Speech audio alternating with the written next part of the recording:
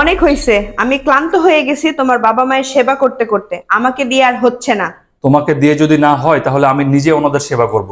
তুমি ওনাদের গ্রামে পাঠাই দিচ্ছ না কেন? ওনাদের এখানে কি কাজ? এখানে থেকে কি করবে ওনারা? সুমাইয়া, তুমি খুব ভালো করে জানো আমার বাবা মা অনেক অসুস্থ।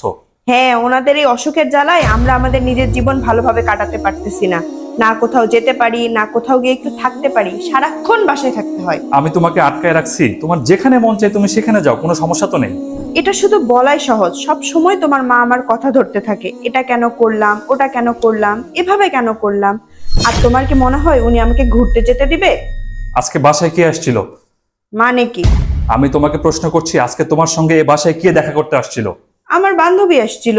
এই যে তোমার বান্ধবী, তাহলে তোমার এসব কান পড়া দিয়ে গেছে, কানের মধ্যে এসব কথা উল্টাপাল্টা কথা ঢুকিয়ে দিয়ে গেছে। এখন বুঝতে পারছি আমি। ওকে কেন টানতেছো? ওর তো এখানে কোনো দোষ নাই। ও যেরকম ওর নিজের শ্বশুর শাশুড়িকে এখন বৃদ্ধাশ্রমে পাঠাইছে, তুমিও এখন সেটাই চাও। ও যেরকম লোক দেখানো লাক্সারিয়াস লাইফ লিড করছে, তুমিও এখন সেটাই চাও। সুমাইয়া, একটা কথা মনে রাখবা, ওর কাছে হয়তোবা অনেক সম্পদ আর অনেক স্বাধীনতা আছে, কিন্তু ওর কাছে একটা জিনিস নাই। কি? ওর ফ্যামিলি।